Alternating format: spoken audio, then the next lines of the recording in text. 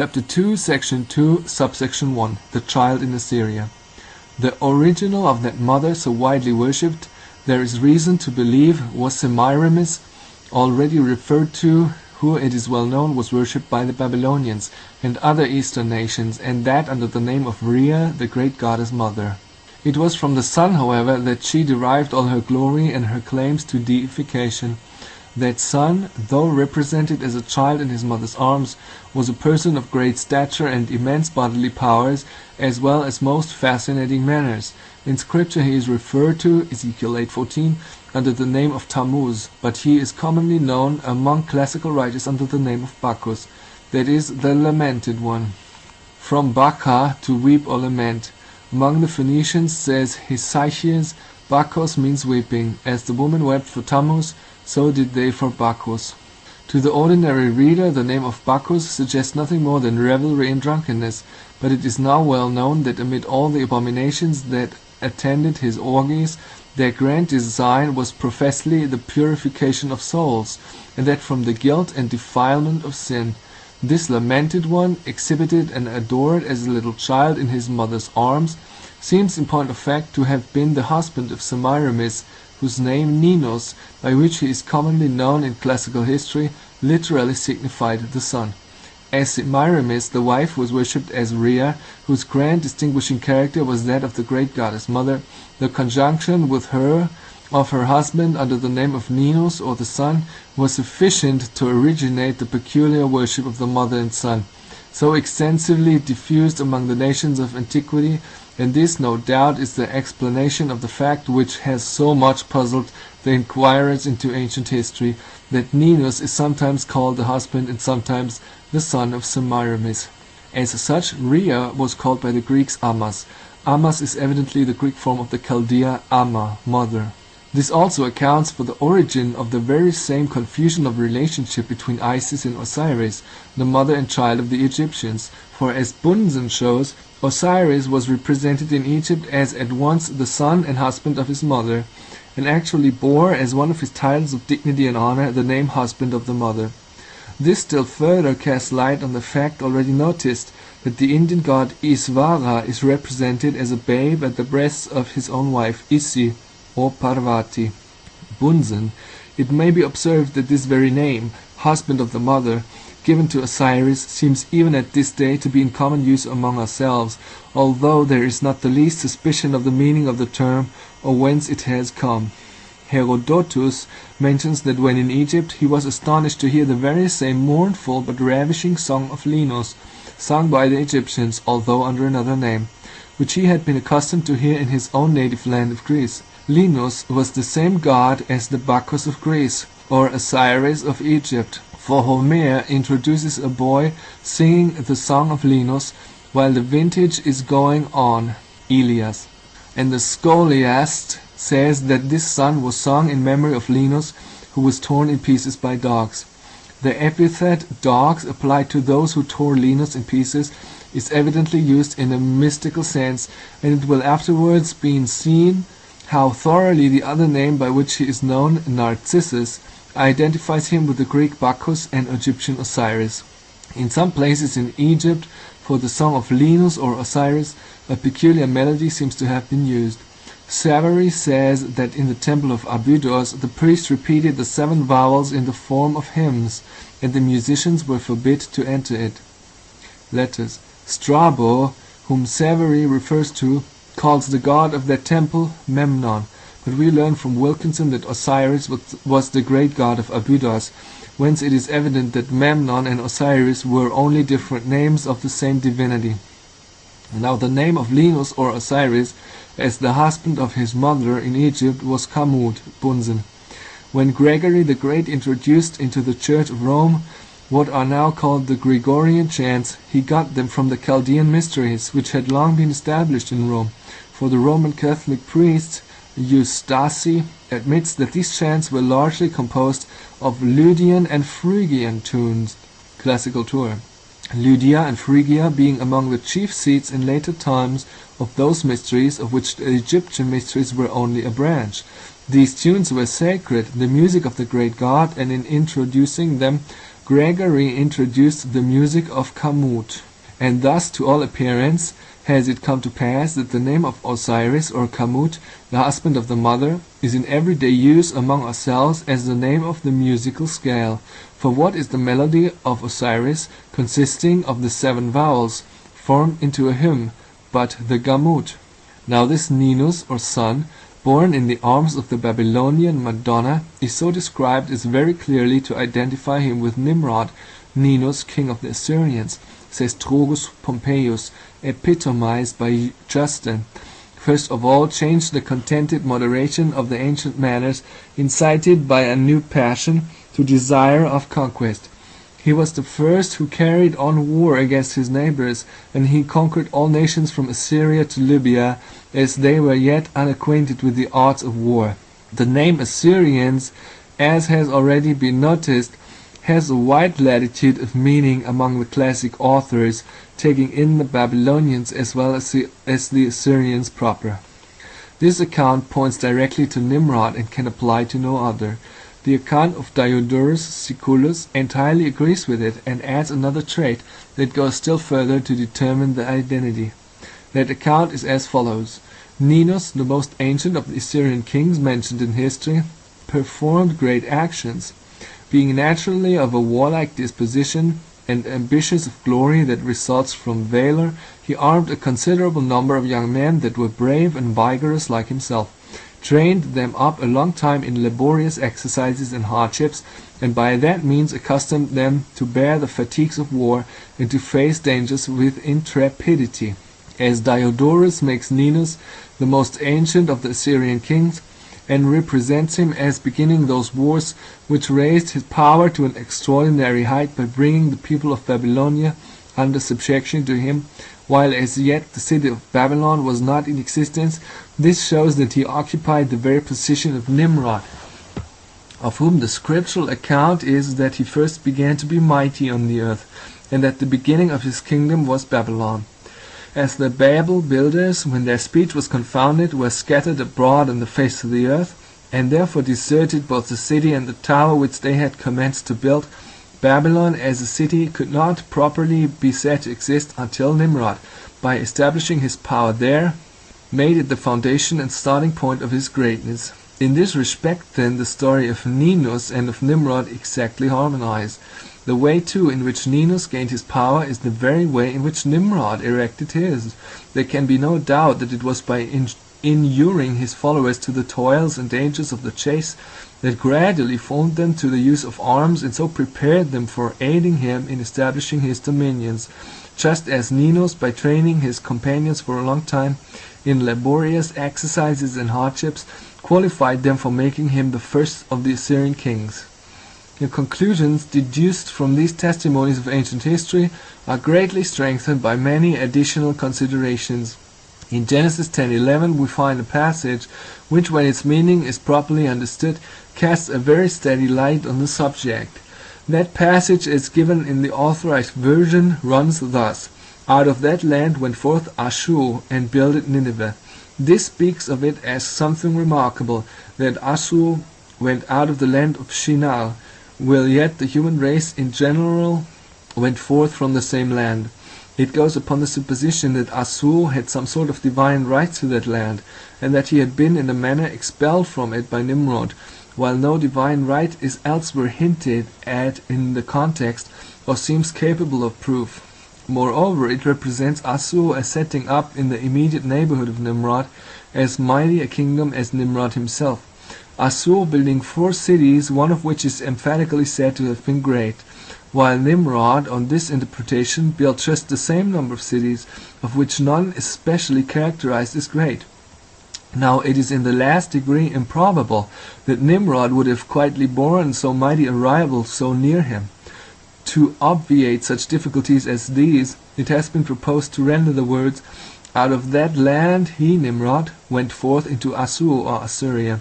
But then, according to ordinary usage of grammar, the word in the original should have been Ashura, with a sign of motion to a place affixed to it, whereas it is simply Ashur, without any such sign of motion affixed. I am persuaded that the whole perplexity that commentators have hitherto felt in considering this passage has arisen from supposing that there is a proper name in the passage, where in reality no proper name exists. Ashur is the passive participle of a verb, which in its Chaldee sense signifies to make strong, and consequently signifies being strengthened or made strong. Read thus, the whole passage is natural and easy. And the beginning of his Nimrod's kingdom was Babel and Erech and Akkad and Calneh. A beginning naturally implies something to succeed, and here we find it, verse 11, out of that land he went forth, being made strong, or when he had been made strong, Ashur, and builded Nineveh. Now this exactly agrees with the statement in the ancient history of Justin. Ninus strengthened the greatness of his acquired dominion by continued possession, having subdued therefore his neighbors, when by an accession of forces being still further strengthened, he went forth against other tribes, and every new victory paved the way for another. He subdued all the peoples of the east. Thus then Nimrod or Ninus was the builder of Nineveh, and the origin of the name of that city as the habitation of Ninus is accounted for, and light is thereby at the same time cast on the fact that the name of the chief part of the ruins of Nineveh is Nimrod at this day. Nineveh, the habitation of Ninus. Now assuming that Ninus is Nimrod, the way in which that assumption explains what is otherwise inexplicable in the statements of ancient history greatly confirms the truth of that assumption itself. Ninus is said to have been the son of Belus or Baal, and Baal is said to have been the founder of Babylon. If Ninus was in reality the first king of Babylon, how could Belus or Baal, his father, be said to be the founder of it?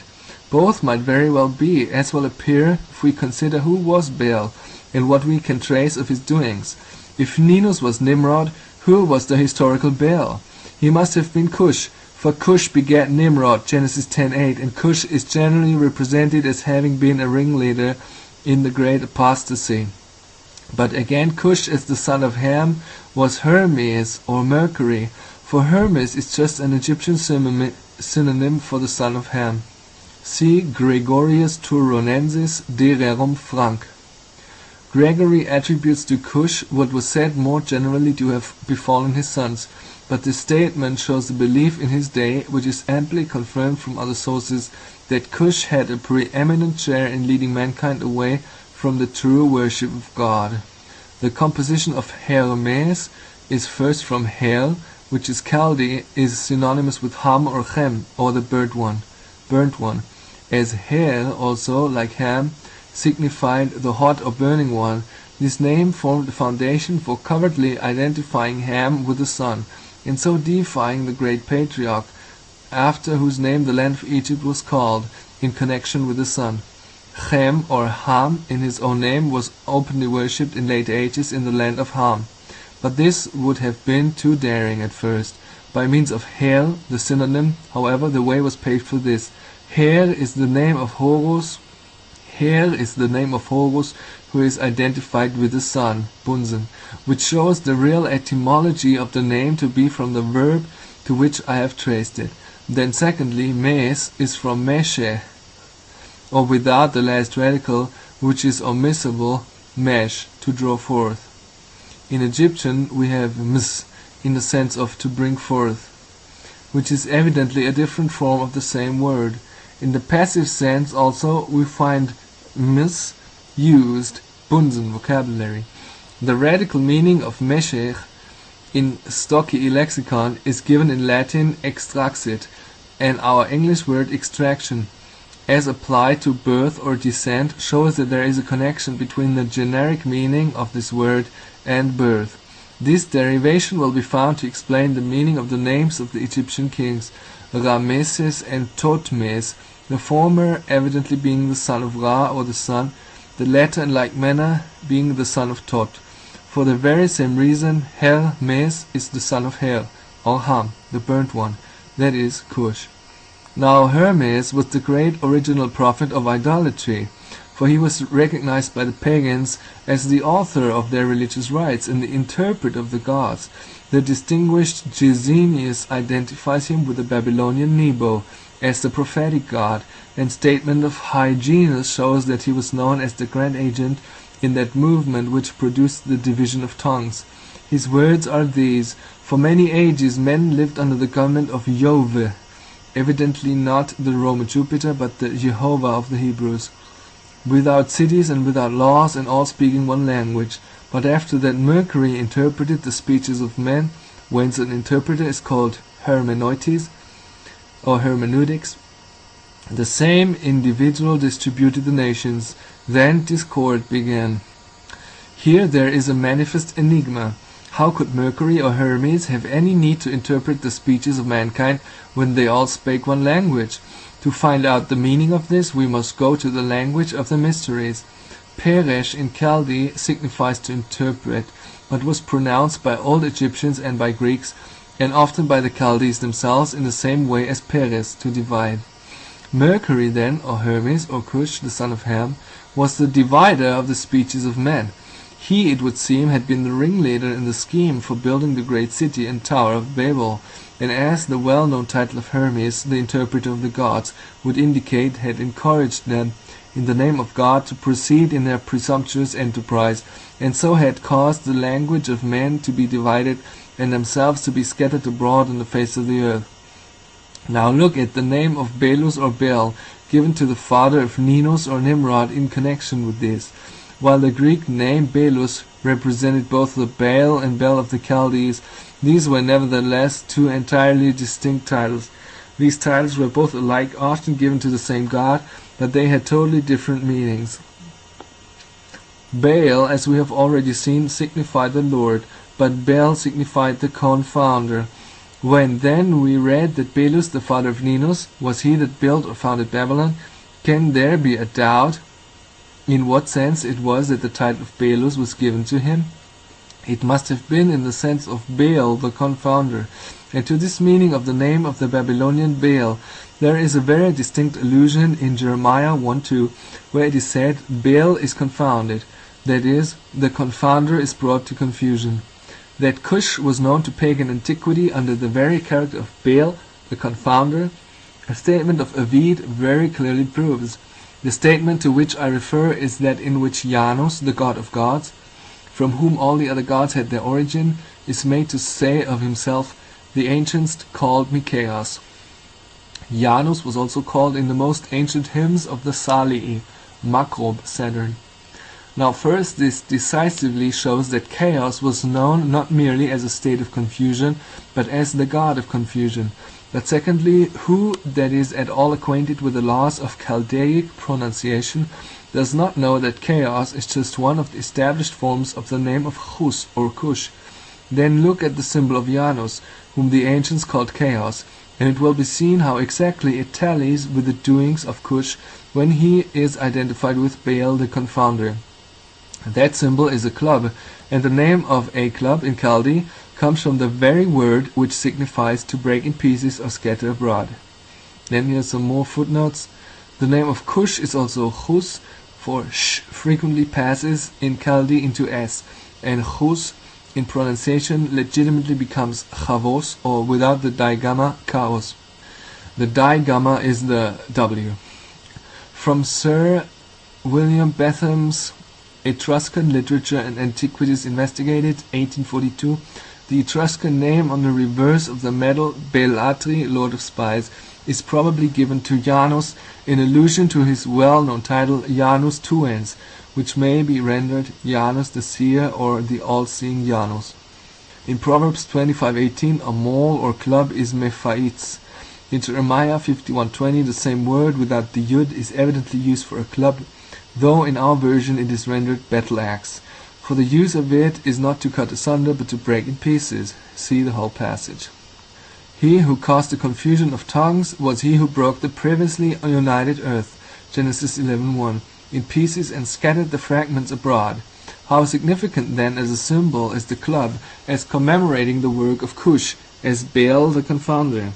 And that significance will be all the more apparent when the reader turns to the Hebrew of Genesis 11:9 and finds that the very word from which a club derives its name is that which is employed when it is said that in consequence of the confusion of tongues the children of men were scattered abroad on the face of all the earth. The word there used for scattering abroad is hephaites, which in the Greek form becomes hephaist, and hence the origin of the well-known but little understood name of Hephaestus, as applied to Vulcan, the father of the gods. There are many instances of similar change. Thus Botra becomes in Greek Bostra, and Mitzrayim Mesdraim. Vulcan in the classical pantheon had not commonly so high a place, but in Egypt Hephaestus or Vulcan was called father of the gods, Ammianus Marcellinus. Hephaestus is the name of the ringleader in the first rebellion, as the scatterer abroad, as Baal is the name of the same individual as the confounder of tongues. Here then the reader may see the real origin of Vulcan's hammer, which is just another name for the club of Janus or Chaos, the god of confusion. And to this, as breaking the earth in pieces, there is a covert allusion in Jeremiah 1:23, where Babylon, as identified with its primeval god, is thus apostrophized. How is the hammer of the whole earth cut asunder and broken? Now as the tower building was the first act of open rebellion after the flood, and Cush as Baal was the ringleader in it, he was of course the first to whom the name Merodach, the great rebel, must have been given, and therefore, according to the usual parallelism of the prophetic language, we find both names of the Babylonian god referred to together, when the judgment on Babylon is predicted. Baal is confounded, Merodach is broken in pieces. Jeremiah 1:2. Merodach comes from mered, to rebel, and dach, the demonstrative pronoun affixed, which makes it emphatic, signifying that, or the great. The judgment comes upon the Babylonian god according to what he had done. As Baal he had confounded the whole earth, therefore he is confounded. As Merodach, by the rebellion he had stirred up, he had broken the united world in pieces, therefore he himself is broken in pieces. So much for the historical character of Baal, as identified with Janus or Chaos, the god of confusion, with his symbolical club, or battle axe. While the names Baal and Hephaestus had the origin above referred to, they were not inappropriate names also, though in a different sense, for the war gods descending from Cush, from whom Babylon derived its glory among the nations, the warlike deified kings of the line of Cush, glorified in their power to carry confusion among their enemies, to scatter their armies and to break the earth in pieces by their resistless power. To this, no doubt, as well as to the acts of the primeval Baal, there is allusion in the inspired denunciations of Jeremiah on Babylon. The physical sense also of these names was embodied in the club given to the Grecian Hercules, the very club of Janus, when in a character quite different from that of the original Hercules, he was set up as the great reformer of the world by mere physical force. When two-headed Janus with a club is represented, the twofold representation was probably intended to represent old Cush and young Cush or Nimrod as combined. By the twofold representation with other attributes had reference also to another father of the gods, afterwards to be noticed, who had especially to do with water. Proceeding then on these deductions, it is not difficult to see how it might be said that Baal or Belus, the father of Ninus, founded Babylon, while nevertheless Ninus or Nimrod was properly the builder of it. Now, though Baal or Cush, as being specially concerned in laying the first foundations of Babylon, might be looked upon as the first king, as in some of the copies of Eusebius' Chronicle he is represented, yet it is evident from both sacred history and profane that he could never have reigned as king of the Babylonian monarchy, properly so called, and accordingly in the Armenian version of the Chronicle of Eusebius, which bears the undisputed palm for correctness and authority, his name is entirely omitted in the list of Assyrian kings, and that of Ninus stands first, in such terms as exactly correspond with the scriptural account of Nimrod. Thus then, looking at the fact that Ninus is currently made by antiquity the son of Belus or Baal, when we have seen that the historical Baal is Cush, the identity of Ninus and Nimrod is still further confirmed. But when we look at what is said of Semiramis, the wife of Ninus, the evidence receives an additional development. That evidence goes conclusively to show that the wife of Ninus could be none other than the wife of Nimrod. and further to bring out one of the great characters in which Nimrod, when deified, was adored. In Daniel 11:38 we read of the god called Allah Mahozine, the god of fortifications. In our version, Allah Mahozim is rendered alternatively God of forces or God's protectors. To the latter interpretation there is this insuperable objection that Allah is in the singular. Neither can the former be admitted, for Mahozim or Mautzim does not signify forces or armies but munitions, as it is also given in the margin, that is, fortifications. Stockius in his lexicon gives us the definition of Mahoz in the singular, Rober arx locus munitus, and in proof of the definition the following examples. Judges 6:26, and build an altar to the Lord their God upon the top of this rock. Mahoz in the margin, strong place. And Daniel 11:19, then shall he turn his face to the fore, Mahoz, of his own land. Who this god of fortifications could be, commentators have found themselves at a loss to determine. In the records of antiquity, the existence of any god of fortifications has been commonly overlooked, and it must be confessed that no such god stands forth there with any prominence to the ordinary reader.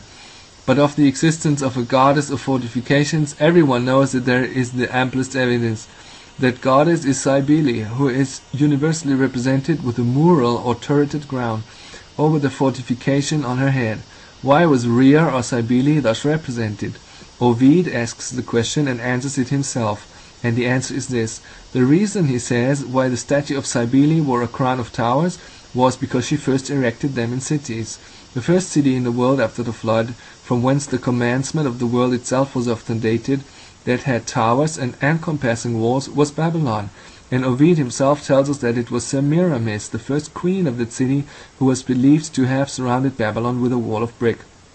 Semiramis, then, the first deified queen of that city and tower whose top was intended to reach to heaven, must have been the prototype of the goddess who first made towers in cities.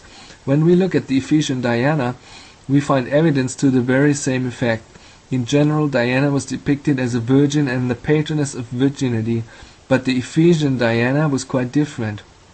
She was represented with all the attributes of the mother of the gods, and as the mother of the gods she wore a turreted crown, such as no one can contemplate without being forcibly reminded of the Tower of Babel. Now this tower-bearing Diana is by an ancient scholiast expressly identified with Semiramis. A scholiast on the periergesis of Dionysus, says Layard, Nineveh and its remains, makes Semiramis the same as the goddess Artemis or Despoina. Now Artemis was Diana, and the title of Despoina given to her shows that it was in the character of the Ephesian Diana she was identified with Semiramis, for Despoina is the Greek for Domina, the lady, the peculiar title of Rhea or Cybele, the tower-bearing goddess in ancient Rome. When therefore we remember that Rhea or Cybele, the tower-bearing goddess, was in point of fact a Babylonian goddess, and that Semiramis, when deified, was worshipped under the name of Rhea, there will remain, I think, no doubt as to the personal identity of the goddess of fortifications. Now there is no reason to believe that Semiramis alone, though some have represented the matter so, built the battlements of Babylon. We have the express testimony of the ancient historians, Megasthenes, as preserved by Abidinus, that it was Belus who surrounded Babylon with a wall. As Baal, the confounder who began the city and Tower of Babel, had to leave both unfinished, this could not refer to him. It could refer only to his son, Ninus, who inherited his father's title and who was the first actual king of the Babylonian Empire and consequently Nimrod. The real reason that Semiramis, the wife of Ninus, gained the glory of finishing the fortifications of Babylon was that she came in the esteem of the ancient idolaters to hold a preponderating position and to have attributed to her all the different characters that belonged or were supposed to belong to her husband. Having ascertained, then, one of the characters in which the deified wife was worshipped, we may from that conclude what was the corresponding character of the deified husband. Layard distinctly indicates his belief that Rhea or Cybele, the tower-crowned goddess, was just the female counterpart of the deity presiding over bulwarks or fortresses, and that this deity was Ninus or Nimrod. We have still further evidence from what the scattered notices of antiquity say of the first deified king of Babylon, under a name that identifies him as the husband of Rhea, the tower-bearing goddess. That name is Kronos or Saturn. In the Greek mythology, Kronos and Rhea are commonly brother and sister. Ninus and Semiramis, according to history, are not represented as standing in any such relation to another, but this is no objection to the real identity of Ninus and Kronos. For first, the relationships of the divinities in most countries are peculiarly conflicting. Osiris in Egypt is represented at different times, not only as the son and husband of Isis, but also as her father and brother, Bunsen. Then secondly, whatever the deified mortals might be before deification, on being deified they become into new relationships. On the apotheosis of husband and wife, it was necessary for the dignity of both that both alike should be represented as of the same celestial origin, as both supernaturally the children of God. Before the flood, the great sin that brought ruin on the human race was that the sons of God married others than the daughters of God. In other words, those who were not spiritually their sisters. Genesis 6, verse 2 and 3. In the New World, while the influence of Noah prevailed, the opposite practice must have been strongly inculcated. For a son of God to marry anyone but a daughter of God, or his own sister in the faith, must have been a misalliance and a disgrace. Hence, from a perversion of a spiritual idea, came doubtless the notion of the dignity and purity of the royal line being preserved the more intact, through the marriage of royal brothers and sisters. This was the case in Peru, Prescott, in India, Hardy, and in Egypt, Wilkinson. Hence the relation of Jupiter to Juno, who glorified that she was soro et conjux, sister and wife of her husband. Hence the same relation between Isis and her husband Osiris, the former of whom is represented as lamenting her brother Osiris, Bunsen. For the same reason, no doubt, was Rhea made the sister of her husband Kronos, to show her divine dignity and equality. It is well known that Kronos or Saturn was Rhea's husband, but it is not so well known who was Kronos himself.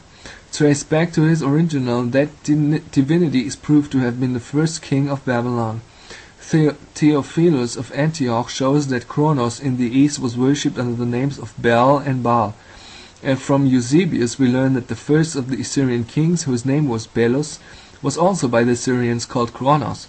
As the genuine copies of Eusebius do not admit of any Belus as an actual king of Assyria prior to Ninus, king of the Babylonians, and distinct from him, that shows that Ninus, the first king of Babylon, was Kronos.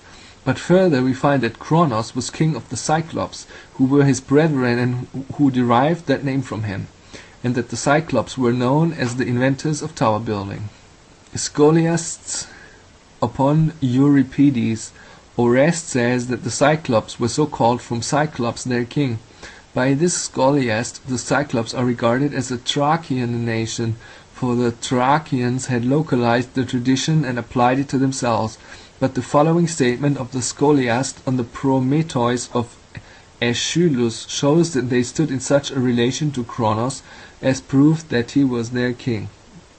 The Cyclops were the brethren of Kronos, the father of Jupiter. The king of the Cyclops, the inventors of tower building, occupied a position exactly corresponding to that of Rhea, who first erected towers in cities.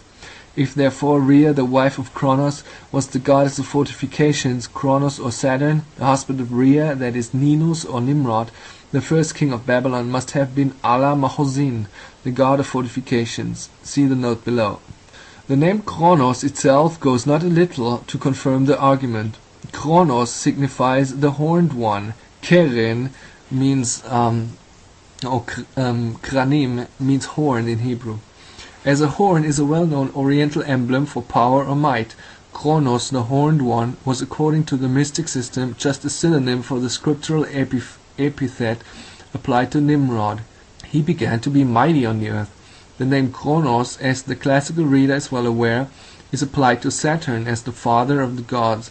We have already had another father of the gods brought under our notice, even Cush in his character of Baal the confounder and Hephaestus the scatterer abroad, and it is easy to understand how, when the deification of mortals began, and the mighty son of Cush was deified, the father, especially considering the part which he seems to have had in concocting the whole idolatrous system, would have to be deified too, and of course in his character as the father of the Mighty One, and of all the immortals that succeeded him. But in point of fact we shall find in the course of our inquiry that Nimrod was the actual father of the gods, as being the first of deified mortals, and that therefore it is in exact accordance with historical fact that Kronos, the horned or mighty one, is in the classic pantheon known by that title. The meaning of his name, Kronos, the horned one, as applied to Nimrod, fully explains the origin of the remarkable symbol so frequently occurring among the Nineveh sculptures, the gigantic horned man-bull, as representing the great divinities in Assyria. The same word that signified a bull signified also a ruler or a prince. The name for a bull or ruler is in Hebrew without points Shol. In Chaldean it becomes Tur. From Tur in the sense of a bull becomes the Latin Taurus, and from the same word in the sense of a ruler Tyrannus, which originally had no evil meaning. Thus in these well-known classical words we have evidence of the operation of the very principle which caused the deified Assyrian kings to be represented under the form of the man-bull. Hence the horned bull signifies the mighty prince, thereby pointing back to the first of those mighty ones who under the name of Guebres, Gabres or Kabiri occupied so conspicuous a place in the ancient world, and to whom the deified Assyrian monarchs covertly traced back the origin of their greatness and might. This explains the reason why the Bacchus of the Greeks was represented as wearing horns, and why he was frequently addressed by the epithet bull-horned, as one of the high titles of his dignity. Even in comparatively recent times, Togrul Beg, the leader of the Seljuk Turks, who came from the neighborhood of the Euphrates, was in a similar manner represented with 3 horns growing out of his head as the emblem of his sovereignty. This also in a remarkable way accounts for the origin of one of the divinities worshipped by our pagan Anglo-Saxon ancestors under the name of Zernibogus. This Zernibogus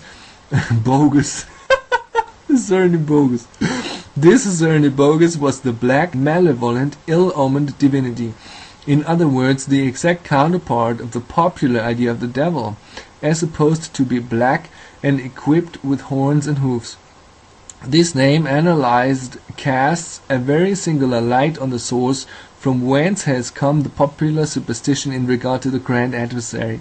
The name Zernibogus is almost pure Chaldean, and seems to unfold itself as denoting the seed of the prophet Cush.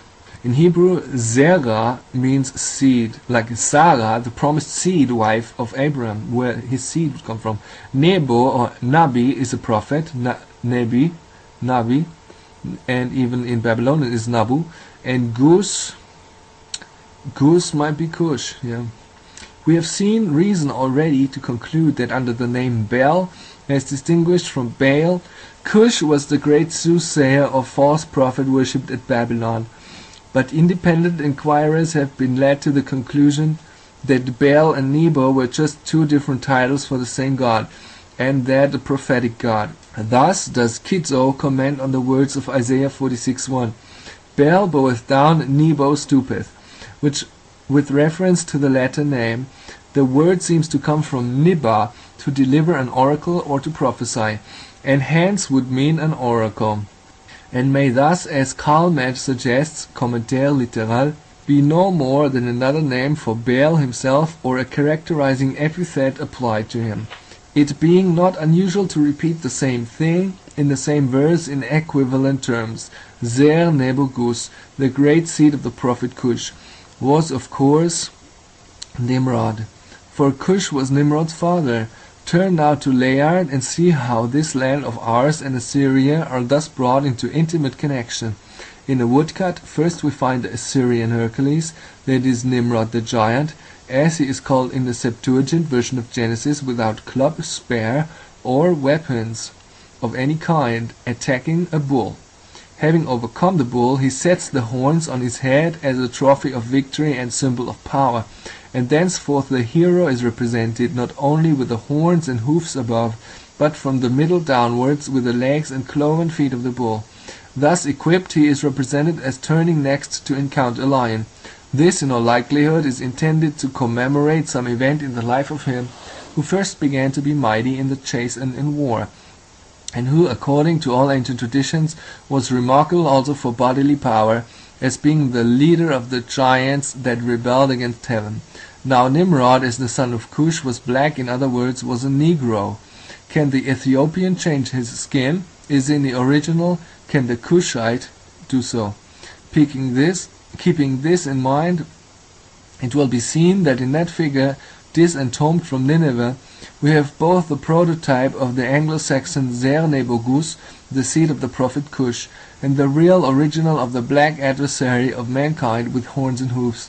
It was in a different character from that of the adversary that Nimrod was originally worshipped, but among a people of a fair complexion, as the Anglo-Saxons, it was inevitable that if worshipped at all, it must generally be simply as an object of fear, and so Kronos, the horned one who wore the horns, as the emblem both of his physical might and sovereign power, has come to be in popular superstition the recognized representative of the devil. In many and far severed countries, horns became the symbol of sovereign power.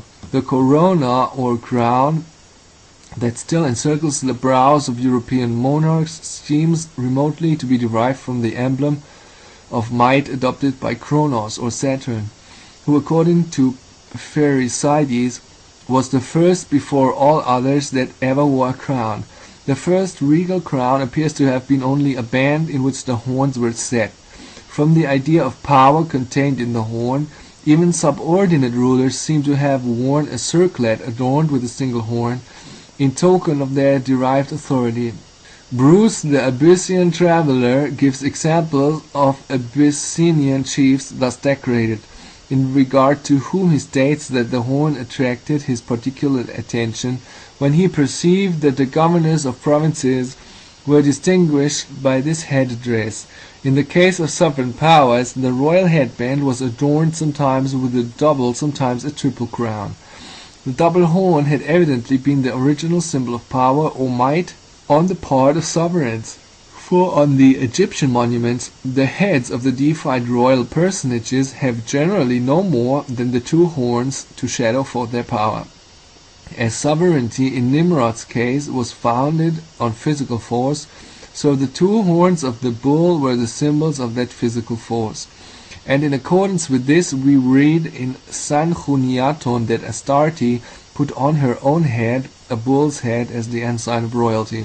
By and by, however, another and a higher idea came in, and the expression of that idea was seen in the symbol of the three horns. A cap seems in course of time to have come to be associated with the regal horns. In Assyria, the three-horned cap was one of the sacred emblems, in token that the power connected with it was of celestial origin, the three horns evidently pointing at the power of the Trinity. Still, we have indications that the horned band without any cap was anciently the corona or royal crown. The crown borne by the Hindu god Vishnu in his avatar of the fish is just an open circle or band, with three horns standing erect from it, with a knob on the top of each horn. All the avatars are represented as crowned with a crown that seems to have been modeled from this, consisting of a coronet with 3 points, standing erect from it, in which Sir William Jones recognizes the Ethiopian or Parthian coronet. The open tiara of Agni, the Hindu god of fire, shows in its lower round the double horn, made in the very same way as in Assyria, proving at once the ancient custom, and whence that custom had come. Instead of the three horns, three horn-shaped leaves come to be substituted, and thus the horned band gradually passed into the modern coronet or crown with the 3 leaves of the fleur-de-lis, or other familiar 3-leaved adornings. Among the Red Indians of America there had evidently been something entirely analogous to the Babylonian custom of wearing the horns, for in the buffalo dance there each of the dancers had his head arrayed with buffalo horns, and it is worthy of especial remark that the satiric dance, or dance of the satyrs in Greece, seems to have been the counterpart of this Red Indian solemnity, for the satyrs were horned divinities, and consequently those who imitated their dance must have had their heads set off in imitation of theirs. Bryant. The satyrs were the companions of Bacchus and danced along with him. When it is considered who Bacchus was and that his distinguishing epithet was bull-horned, the horns of the satyrs will appear in their true light. For a particular mystic reason, the satyr's horn was commonly a goat's horn, but originally must have been the same as Bacchus. When thus we find a custom that is clearly founded on a form of speech that characteristically distinguished the region where Nimrod's power was wielded, used in so many different countries far removed from one another, where no such form of speech was used in ordinary life, we may be sure that such a custom was not the result of mere accident, but that it indicates the widespread diffusion of an influence that went forth in all directions from Babylon, from the time that Nimrod first began to be mighty on the earth. There was another way in which Nimrod's power was symbolized beside by the horn. A synonym for Gebel, the mighty one, was Abil, while Abel also signified a wing. Nimrod, as head and captain of those men of war by whom he surrounded himself, and who were the instruments of establishing his power, was Baal Abirin, the lord of the mighty ones. But Baal Abirin, pronounced nearly in the same way, signified the winged one, and therefore in symbol he was represented not only as a horned bull, but as at once a horned and winged bull, as showing not merely that he was mighty himself, but that he had mighty ones under his command, who were ever ready to carry his will into effect, and to put down all opposition to his power, and to shadow forth the vast extent of his might. He was represented with great and wide expanding wings. This is according to a peculiar Oriental idiom, of which there are many examples. Thus Baal Af, Lord of Wrath, signifies an angry man. Baal Lashon, Lord of Tongue, an eloquent man. Baal Chatzim, Lord of Arrows, is an archer. And in like manner, Baal Aberin, Lord of Wings, signifies a winged one. To this mode of representing the mighty kings of Babylon and Assyria, who imitated Nimrod and his successors, there is manifest allusion in Isaiah 8, verse 6-8.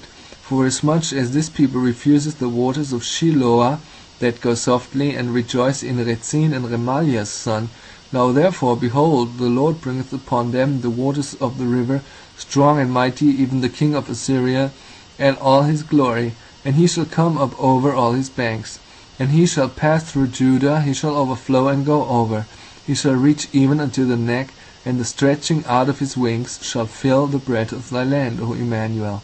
When we look at such figures with their great extent of expanded wing, as symbolizing an Assyrian king, what a vividness and force does it give to the inspired language of the prophet! And how clear is it also that the stretching forth of the Assyrian monarch's wings, that was to fill the breadth of Emmanuel's land, has that very symbolic meaning to which I have referred, the overspreading of the land by his mighty ones, or host of armed men that the king of Babylon was to bring with him in his overflowing invasion. The knowledge of the way in which the Assyrian monarchs were represented, and of the meaning of their representation, gives additional force to the story of the dream of Cyrus the Great as told by Herodot. Cyrus, says the historian, dreamed that he saw the son of one of his princes, who was at the time in a distant province, with two great wings on his shoulders, the one of which overshadowed Asia and the other Europe, from which he immediately concluded that he was organizing rebellion against him. The symbols of the Babylonians, whose capital Cyrus had taken and to whose power he had succeeded, were entirely familiar to him. And if the wings were the symbols of sovereign power, and the possession of them implied the lordship over the might or the armies of the empire, it is easy to see how very naturally any suspicions of disloyalty affecting the individual in question might take shape in the manner related in the dreams of him who might harbor these suspicions. Now the understanding of this equivocal sense of Baal Aberin can alone explain the remarkable statement of Aristophanes that at the beginning of the world the birds were first created, and then after their creation came the race of the blessed immortal gods. This has been regarded as either an atheistical or nonsensical utterance on the part of the poet, but with a true key applied to the language, it is found to contain an important historical fact. Let it only be borne in mind that the birds, that is, the winged ones, symbolize the lords of the mighty ones, and then the meaning is clear. that men first began to be mighty on the earth, and then that the lords or leaders of these mighty ones were deified. The knowledge of the mystic sense of this symbol accounts also for the origin of the story of Perseus, the son of Jupiter, miraculously born of Danae, who did such wondrous things, and who passed from country to country on wings divinely bestowed on him. This equally casts light on the symbolic myths in regard to Bellerophon, and the feats which he performed on his winged horse, and their ultimate disastrous issue, how high he mounted in the air, and how terrible was his fall. And of Icarus, the son of Daedalus, who flying on wax-cemented wings over the Icarian Sea had his wings melted off through his too near approach to the sun, and so gave his name to the sea where he was supposed to have fallen. The fables all refer to some who trod, or were supposed to have trodden, in the steps of Nimrod, the first lord of the mighty ones, and who in that character was symbolized as equipped with wings. Now it is remarkable that in the passage of Aristophanes, already referred to, that speaks of the birds or the winged ones being produced before the gods, we are informed that he from whom both mighty ones and gods derived their origin was none other than the winged boy Cupid. Aristophanes says that Eros or Cupid produced the birds and gods by mingling all things. This evidently points to the meaning of the name Bel, which signifies at once the mingler and the confounder. This name properly belonged to the father of Nimrod, but as the son was represented as identified with the father, we have evidence that the name descended to the son and others by inheritance. Cupid, the son of Venus, occupied, as will afterwards be proved, in the mystic mythology the very same position as Nin or Ninus, the son, did to Rhea, the mother of the gods. As Nimrod was unquestionably the first of the mighty ones after the flood, this statement of Aristophanes, that the boy god Cupid, himself a winged one, produced all the birds or winged ones, while occupying the very position of Nin or Ninus, the son, shows that in this respect also Ninus and Nimrod are identified. While this is the evident meaning of the poet, this also, in a strictly historical point of view, is the conclusion of the historian Apollodorus, for he states that Ninus is Nimrod. And then, in conformity with this identity of Ninus and Nimrod, we find in one of the most celebrated sculptures of ancient Babylon, Ninus and his wife Semiramis represented as actively engaged in the pursuits of the chase, the quiver-bearing Semiramis being a fit companion for the mighty hunter before the Lord.